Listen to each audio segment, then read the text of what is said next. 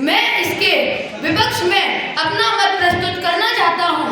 महावीर चरित्र के कथावस्तु का स्रोत निसंशय ही वाल्मीकि रामायण है। नाटक की प्रस्तावना में इसका उल्लेख अत्यंत स्पष्ट रूप से किया गया है। सच रामाश्रय कथा। भवभूति ने न केवल कुछ लोगों को बल्कि कुछ घटनाओं को भी रामायण से ग्रहण किया है। इसका प्रमाण रामायण के 5वें अंक का 24वां श्लोक है, जो कुछ इस प्रकार है।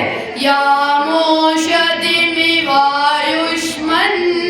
विचिनोषि वने वने सा सीता मम च प्राणा रावणेनो भयमृतम्। रामायण में भी कुछ इसी प्रकार है। इसका दूसरा प्रमाण महावीर चरितम के 5वें अंक का 34वां श्लोक है, जो कुछ इस प्रकार है। धनुर्नाम श्रियः पुत्रः शापात् राक्षसशताङ्गतः। यही श्लोक रामायण में कुछ इस प्रकार है। धनुर्नाम दिते पुत्रः शापात् राक्षसशताङ्गतः आख्यातस्तेन सुग्रीव समर्थौ वानराधिपः। राम का आरंभिक जीवन घटनाओं से आपूर्ण है। तथ्य की संकुलता को नाटक में पूर्ण अनुमति एवं स्पष्टता के साथ प्रस्तुत करना एक कठिन काम था।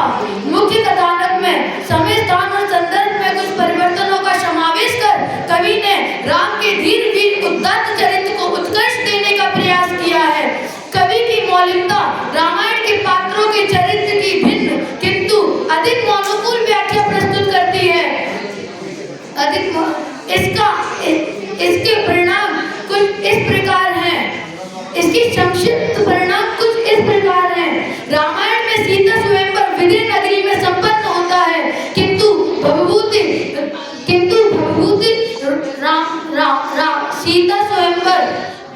भवभूति विश्वामित्र के आश्रम में राम, सीता, उर्मिला, लक्ष्मण का प्रथम मिलन दिखाकर और धनुष भंग एवं सीता स्वयंवर की संयोजना करते हैं। नाटकीय दृष्टि से अधिक मनोभावी प्रतीक होता है।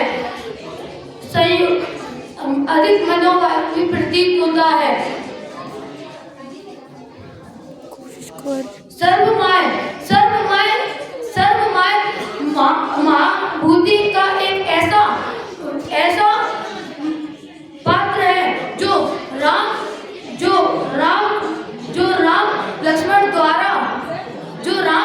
द्वारा कई राक्षसों के वध का साक्षी बनता है। सीता स्वयंवर इसी के समक्ष पूर्ण होता है और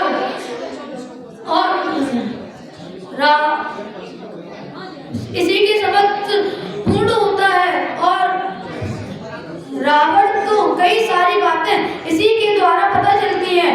कुछ बातें इस प्रकार हैं। राम और सीता का विवाह एक साथ होना और सीता और राक्षस हनन, ये कुछ परिमाण है जो स्वयंवर सर्वमाय द्वारा रावण तक पहुंचाए जाते थे और राम रावण युद्ध की नींव इसी से पक्की हुई। इस नाटक का एक और पात्र माल्यवान कवि की एक नवीन रचना है। इस पात्र के द्वारा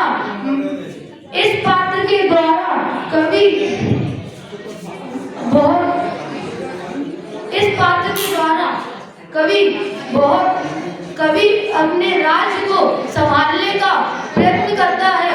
रावण का राज्य माल्यवान द्वारा ही संभाला जाता है। माल्यवान रावण का नाना है और रावण को